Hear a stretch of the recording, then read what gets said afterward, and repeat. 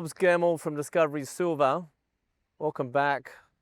Well, actually, it's not welcome back for you. We had Discovery, you had your colleague here, Gurno, 2 years ago. Last year, I think you couldn't come because you were pretty busy with the transaction, which I'm going to ask you about in a minute. But firstly, what do you think about the Italian Riviera? Very impressed. Even the year before, I wasn't able to make it. So Yeah. I consider this third time lucky. But you can say lucky when you look at the backdrop here. Yeah. Yeah, obviously great to be here and long overdue. And most importantly is Mrs. Gemmell, is Maureen happy? Is she happy here? She wants to come back as well? Yeah, she's been rather impressed. Good. So, definitely tick that box. Good, Forbes. So as you know, I'm Simon Catt from Catt Calls in Arlington. Thanks for joining us. Could you, in the last year, I mean, I don't think there's too many mining companies that have been as rewarding for shareholders as Discovery Silver. Can you talk to us about why that has been and about your role in the company and maybe how that's changed or not over the last year? Yeah, I think it's a good point. And even if you go back to when I joined the company, which is at the start of 2020, we just acquired the Cordero Project, which had been an unloved project in Mexico, but certainly a huge silver resource. We spent a lot of money over a number of years and advanced that to the feasibility study stage. But we were in the permitting process, and some degree the future success of the company was tied up with, the political situation in Mexico and the permit. I suppose a little slow in moving forward there, and during the period, and probably about 2 years ago, Tony McCouch joined us as CEO, and I think we then started looking at opportunities to acquire operating assets or unloved or overlooked assets. And Newmont, as you know, went through the sales process, and our focus through the assets they put up for sale with the assets in Timmins. Tony's born and bred there and knows those assets very well and operated a number of those mines. So for us, I mean, that was turned out to be a fantastic pivot. It was a busy year last year with all the negotiations and back and forth with Newmont, but we announced a deal in January. We closed in April. And for us, it really, I think, ticks a lot of boxes. These are assets that are undercapitalized and underexplored. And so our focus coming in now is putting the investment in the ground, in the mines and at the mill, and then ramping up with a very aggressive exploration program. And really, when you look at, I suppose, Tony's track record at Corruption Lake and Lakeshore, this is a blueprint. Taking assets that have been overlooked or underinvested by bigger companies and putting that money to work and generating spectacular returns for shareholders. And we feel we're in very early innings of that phase. There's a lot more opportunity in front of us here to build us up. Yeah, I mean, I think about right deal, right team, right place. I mean, I think of the companies I know of that bought those gold assets from Newmont in the last year, they've all been spectacular home runs for shareholders, including Discovery. So if Discovery bought those assets, when, Forbes, and what were the key milestones for shareholders in the last year or so since you bought them? And then where do we go in the next year? Yeah, so we announced the transaction in January. We closed the transaction in the middle of April. Okay. And then just last month, we put out our first quarter as a gold producer. Solid operating performance, significant free cash flow. So we already had a pretty good start out the gates. I mean, we haven't even owned these assets for 6 months now, but when you look ahead at what's coming, we're ramping up close to 20 drill rigs. So a very big drill program, 140,000. 20 drill rigs? Yeah. 20? 20. Oh my God, that's the biggest drill program I've ever heard of. Yeah, so I mean, we're sitting in one of the most prolific gold districts globally. I mean, more than 70 million ounces mined. I think when you look at drill programs previously, probably 4 to 5 million being spent per year, we're going to be more like 50 to 60 million. Jesus. So expect to see, starting the fourth quarter, first sets of exploration results starting to come out. There should be a regular cadence from then onwards with exploration news.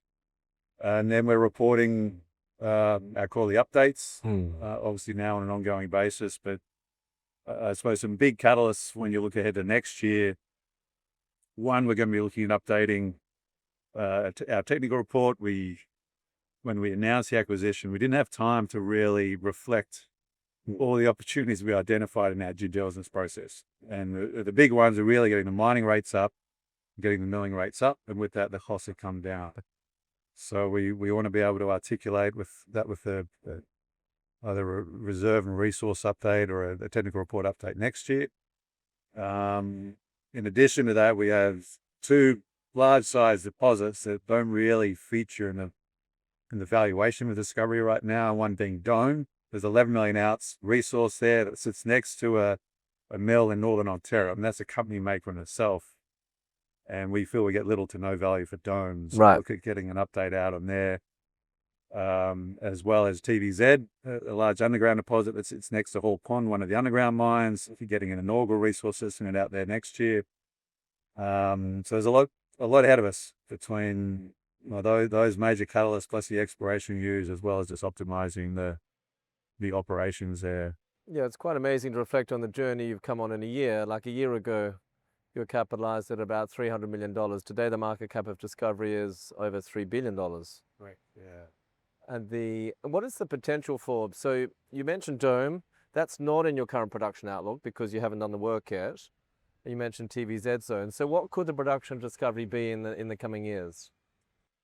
So look, one other opportunity we're looking at is expanding the mill at Dome. So right now, the Dome mill, which there's 3 operating mines that feed that mill.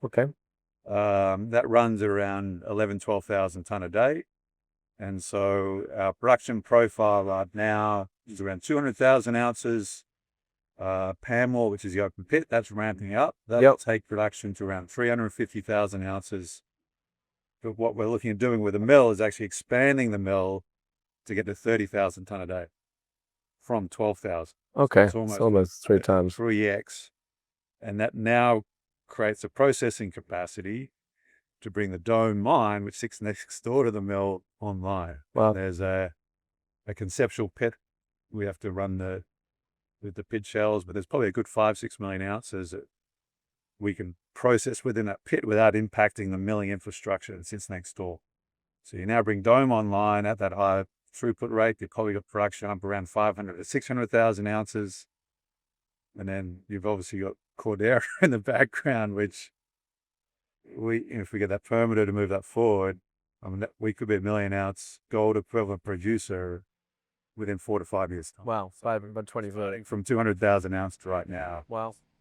An absolutely spectacular growth profile, all from assets that we hold within our. Do you need anything? Does Discovery need anything else to get to potentially double gold production in Canada? Firstly, like, do you need money? Do you need resources? You mentioned you want to expand the mill.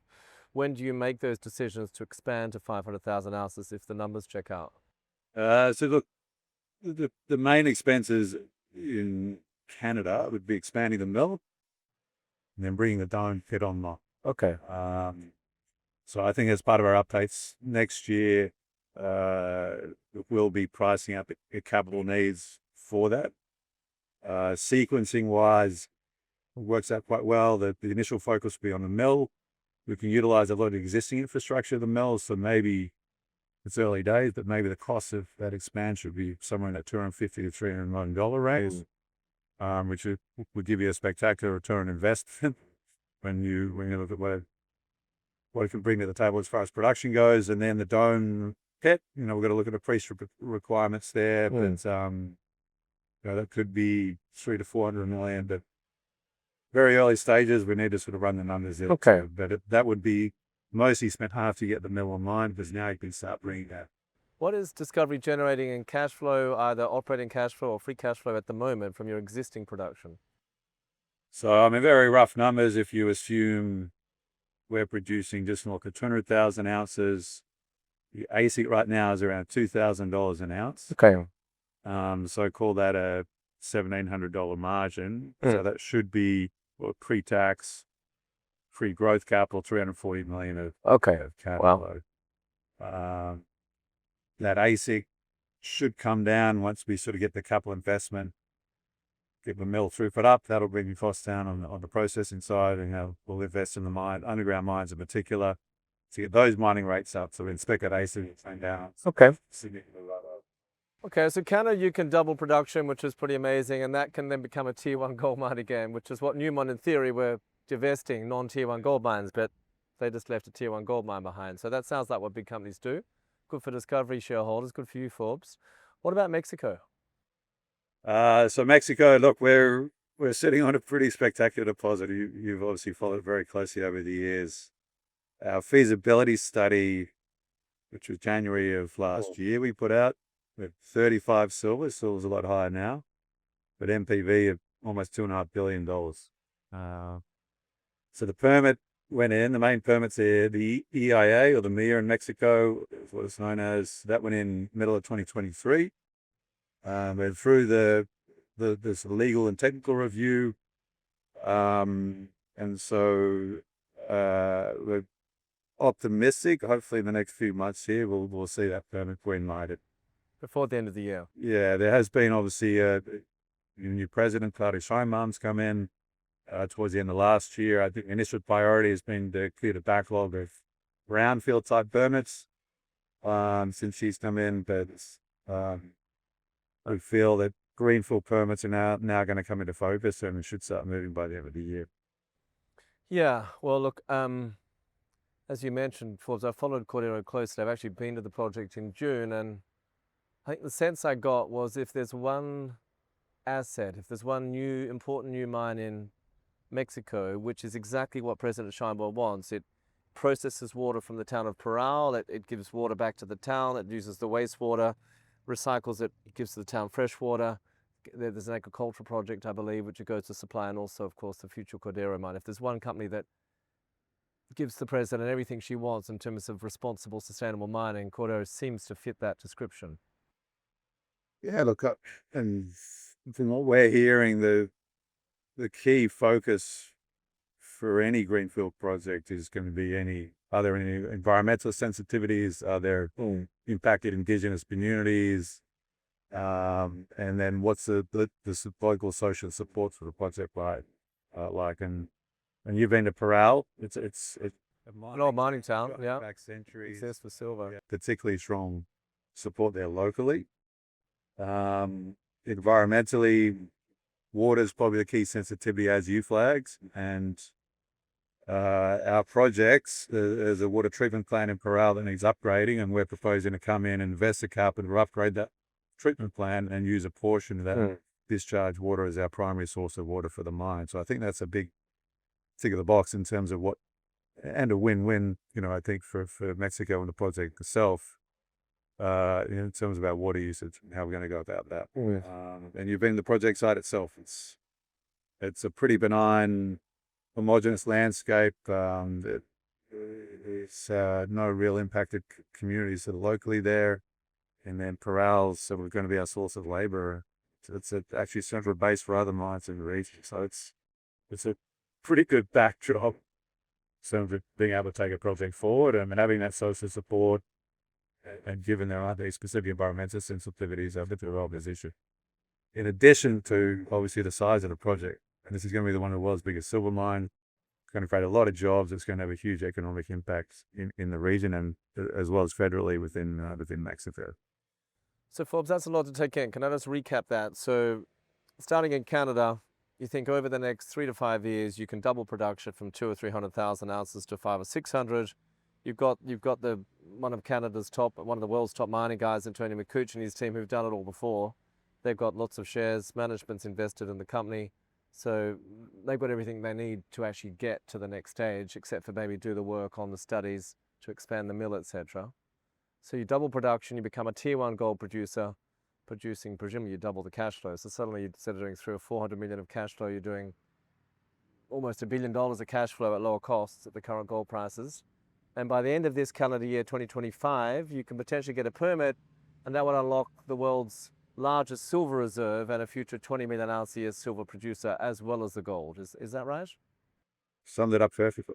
And is there anything else shareholders or potential Discovery shareholders should know, Forbes?